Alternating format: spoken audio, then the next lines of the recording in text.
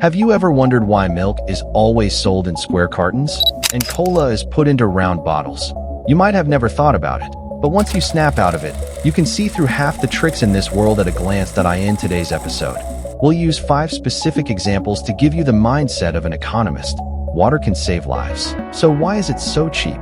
Diamonds, on the other hand, are only good for looks, yet their price is sky high. Why are buttons on women's clothes usually on the left side, but men's clothing has buttons on the right? For the same cup of coffee, why would some people pay $30 while others only shell out $8? In fact, businesses already know your type perfectly. These questions seem to have no connection at all, but they all hide the same underlying principle. After watching this, the way you see things will be different, that you'll discover that nothing in this world happens by chance. All phenomena are essentially derived from an internal mechanism. Let's go back to that first question. Why is milk made square? Why is the cola bottle designed to be round? First, let's eliminate a wrong answer, that it's not because square cartons save on materials. To put it this way. If the amount of liquid is the same, a cylindrical container uses less material than a cuboid one. Why does milk have to be packed in square cartons? To understand this, we need to talk about what marginal cost is. Milk needs to be stored in a refrigerator. Remember, it must be kept in the supermarket's refrigerated section. The storage space in a freezer is quite limited. Refrigeration requires electricity. Square cartons utilize refrigerator space more efficiently than round bottles, reducing gaps. The same freezer can hold more milk.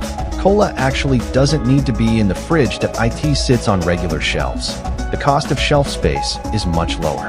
The tiny bit of space saved by square cartons is worth sacrificing the advantages of round bottles. What are the benefits? This round bottle feels great to hold. People often drink cola directly from the bottle. The grip feeling is quite important. Pouring into a glass or bowl is the usual way to drink milk. The grip feeling is not that crucial. Let me see. Containers for liquids are all the same. Because the application environment differs, the cost structure differs. The optimal solution is another matter. Speaking of economics, this is the first lesson. No matter the choice, it's the best plan under constraints. The key isn't about which is better, rather, which is more cost-effective. This way of thinking can explain many phenomena. Women's clothing buttons are on the left, which is a historical convention to make it easier for servants to dress ladies. Men's clothing, please go to the right side.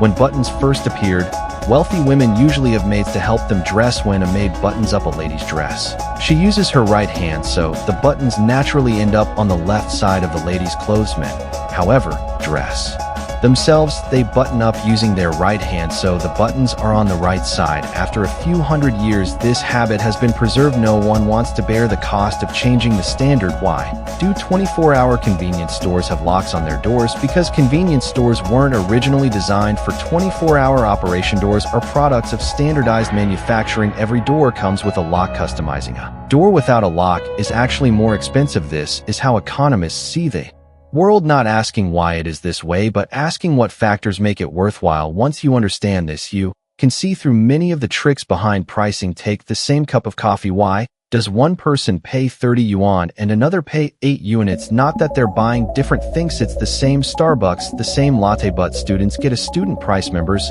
get a member price. Food delivery platforms have subsidized prices. Buy one get one offers have promotional prices. Is this fair? An economist would tell you this is very fair. This phenomenon is called price discrimination. The word discrimination sounds negative, but in economics, it's a neutral term meaning charging different prices to different people. Why do businesses do this? Because different people have different willingness to pay for the same product. A busy office worker is willing to pay 35 yuan for a cup of coffee. A student is willing to pay at most 15 yuan if the coffee can only be set at one price. Setting it at 35 would lose the student market. Setting it at 15 would miss out on the extra money from office workers. What is the optimal strategy? Charge each person the highest price they are willing to pay. This is the logic of price discrimination, but the problem is, how does the business know who is willing to pay how much? Asking directly definitely won't work. Everyone will claim to be poor, so businesses design various screening mechanisms to let people with different willingness to pay reveal themselves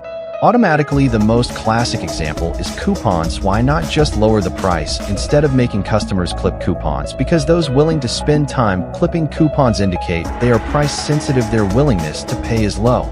those who won't. Indicate their time is more valuable. Their willingness to pay as high. Coupons are an automatic classifier. Another example is airline tickets. Why is it cheaper to buy tickets a month in advance? Ticket prices are higher right before departure because those who buy early are mostly vacation travelers who are price sensitive.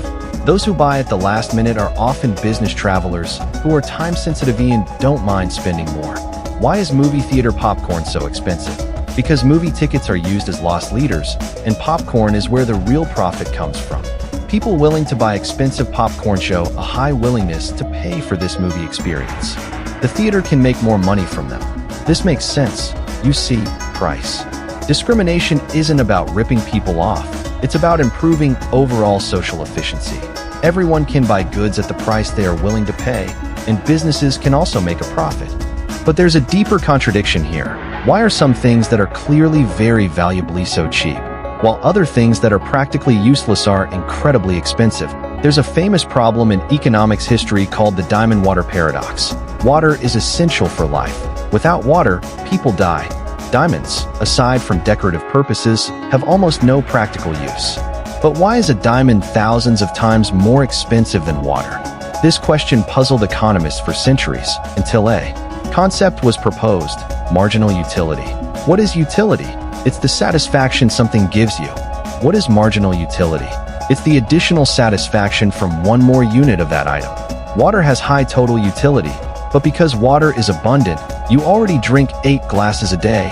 The extra satisfaction from a 9th glass is nearly zero. Diamonds have low total utility, but because diamonds are so scarce, you might only buy one in your lifetime, and that one brings immense satisfaction. Price reflects not total value, but marginal value. This principle explains many seemingly unreasonable prices. Why are celebrity salaries so high? Not because they work 10,000 times harder than ordinary people, but because there are too few who can become top celebrities, and they have very low substitutability. If you replace them with anyone else, the box office would suffer by hundreds of millions.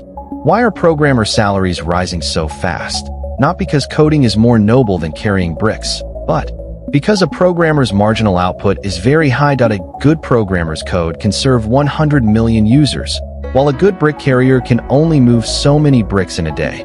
Why are limited editions always ridiculously expensive? Because scarcity itself creates marginal utility. When there are only 100 of something, the satisfaction of owning it greatly increases. This reveals the true story of diamonds and water. Scarcity determines price. It is not usefulness that determines price. The most expensive items in the world are often not the most valuable, but the hardest to obtain.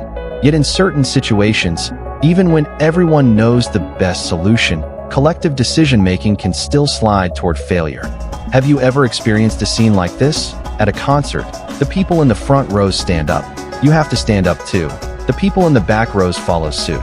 Eventually, the entire audience is standing, but no one can see any better than when they were sitting. Everyone chose the action that was best for themselves. When the people in front stand up, if you don't stand, you can't see.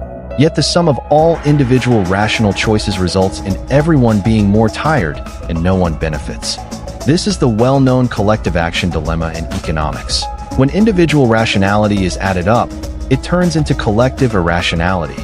This kind of dilemma is everywhere in life. Why do parents compete to sign their children up for tutoring classes? Not because the classes are truly effective, but because other people's children are all attending. If you don't sign up, your child will fall behind. But when everyone is attending tutoring, the rankings don't change. It's just that each family spends tens of thousands more yuan, and each child sleeps hundreds fewer hours. Why are large companies keen on advertising? Not because ads can expand overall demand, but because if you don't advertise, competitors will take away your market share. But when all companies advertise, market share remains the same as before. It's just that each one incurs extra high advertising costs. Why is everyone pursuing higher degrees? 30 years ago, a bachelor's degree was a scarce talent. Now, graduate students are common. The value of a degree has been diluted, but no one dares to stop the rat race, because stopping means being eliminated. This dilemma is called an arms race. Just like during the Cold War, the US and USSR frantically manufactured nuclear weapons. The end result was that each country's Nukes could destroy the Earth many times over, but neither side dared to be the first to stop. How can we break out of this dilemma? Economics' answer is to change the incentive structure. Concerts can set rules. Find anyone who stands up. Education systems can adjust evaluation methods, reducing the payoff from the rat race. But in most cases, no one has the right to change the rules that we can only be trapped by collective ignorance. This is one of the most frustrating findings in economics. Rational individuals, when gathered together, can form an irrational group. But there's another kind of trap. Even more subtle than a group stuck in a dilemma, as the saying goes. There's a saying in economics. There's no such thing as a free lunch, but many people don't believe it. How can free things require a cost? Many people misunderstand the concept of cost. The money you pay is just a part of the cost. It also includes the opportunities you choose to give up, the time you spend, and the privacy you reveal, the debt you have to repay later. This kind of cost is called hidden cost.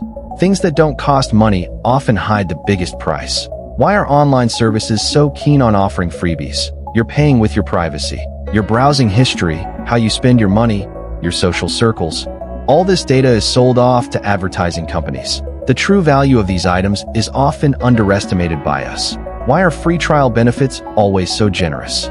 Your attention itself is a very precious thing. They lure you in with free trials, then keep you hooked with all sorts of clever designs. In the end, you end up spending more than if you just bought it outright. Why do people keep falling for those zero-cost scams? Free models tend to make people lose rational judgment. When you hear something is free, you switch into a bargain hunting mode, automatically skipping over potential risks. And there's an even more insidious kind of free trap. Incentives get distorted that if something is free, how people treat it can vary drastically. If healthcare were completely free, people wouldn't care about their physical condition. Getting sick wouldn't cost much. If shared bikes were completely free, people would just throw them away. It's not their money. Anyway, free stuff makes people lose their sense of responsibility. When economists set the rules, the toughest puzzle is how to let people enjoy public benefits while also not abusing them. How to make people bear a reasonable cost without shutting out families with lower incomes. There's no standard answer, only different trade-offs. Point one rule always holds. No matter the situation, when someone tells you something costs nothing, your first instinct should be to stay alert. Not that you can't feel excited, but with free stuff, you might have already paid for it. You just haven't noticed yet, or you'll have to pay later. And will pay even more. Nothing in the world happens without a reason. Every outcome you witness is driven by incentives. Milk is packaged in square cartons because the cost of refrigeration space forces businesses to make that choice. Prices vary from person to person because the incentive to maximize profits leads to price discrimination. Diamonds are more expensive than water because scarcity shapes the incentive structure behind marginal utility. Everyone is caught in a frenzy of involution because the rules of the game force everyone to keep running. Free things are often the most dangerous because hidden incentives tend to work against you. Economics does not teach you how to make money, but how to understand the logic behind how the world works. Once you learn to see the world through the lens of incentives, you will find that things that once seemed absurd suddenly have a reasonable explanation. Problems that left you helpless suddenly have a solution. You stop complaining that this is unfair, that this is unreasonable, and instead start asking, what incentives led to this situation? If you want to change the outcome, which incentives need to be adjusted? That is the true value of economics. In a world full of fog, clarity itself is a huge advantage. That is all for today's share. See you next time.